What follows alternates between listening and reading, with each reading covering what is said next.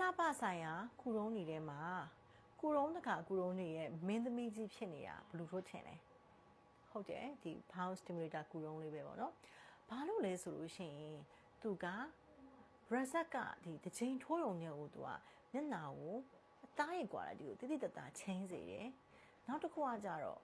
ဘာမှမလုပ်ထားသလိုတဘာဝဆန်ဆန်လေးကိုယ့်ဘာသာကိုနှုတ်ပြနေရပါတော့အဲ့လိုမျိုး reset တဘာဝဆန်ဆန် reset လေးကိုပေးတယ်အချိန်ကြာကြာလေးခံတယ်ပမာဏများတဲ့အတွက်ကြောင့်မလို့ဘာဖြစ်လို့အဲ့လိုပြောလဲဆိုရင်ဒေါက်တာအခုဒီပုံလေးပေါ့နော်ဒီပုံမှာဆိုရင်ဒေါက်တာစထိုးတဲ့အချိန်ပေါ့စထိုးတဲ့အချိန်မှာဆိုလို့ရှိရင်မျက်နှာဖောင်းဖောင်းကြီးနဲ့ skin quality ကလည်းအရန်မကောင်းဘူးပေါ့နော်ဒါကအခုလက်ရှိမနေ့ကပုံလေးတစ်နှစ်ကြာပြီးတဲ့အချိန်မှာတော့မှ bound stimulator ရဲ့အာနိသင်ကဆက်ရှိနေတော့မယ်မျက်နှာကိုလုံးဝချက်ကပ်ပြီးတော့ပေါ့နော်တားရီ quality တွေကောင်းနေတော့မယ်ပေါ့နော်ဒါဒေါက်တာဒီကြားထဲမှာကိုဝင်ရှက်တဲ့ကြောင့်မို့လို့အေဇိုဆုံးတစ်ချိန်ယူထားတာပဲရှိတယ်တခြားဘာမှ treatment တွေအကုန်မလုပ်ထားဘူးရက်ထားရတာပေါ့နော်ပြောမယ်ဆိုရင်ကိုဝင်ရှိတဲ့အချိန်မှာတော့မှဒေါက်တာပို့ပြီးတော့ဒါမျက်နှာပို့ဖောင်းနေရမှာလေနော်ဒါတော့မှဒီ collagen ကဘယ်လောက်တောင်ထွက်ထားလဲဆိုလို့ရှိရင်ဒီလိုမျိုးချက်ကပ်နေတော့မယ်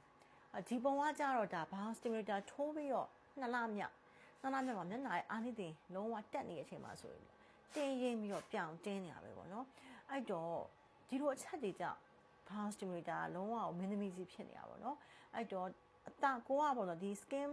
အသားရည်လည်းကောင်းခြင်းနဲ့ဒီ aesthetic treatment တွေကိုလည်းစိတ်ဝင်စားတယ်ကိုကကိုလည်းဂရုစိုက်ရင်းနဲ့လှလှပပနေခြင်းနဲ့ဒါဆိုလို့ရှိရင်တော့ဒေါက်တာကဒီ bound stimulator ကိုလုံးကိုလုံးဝကို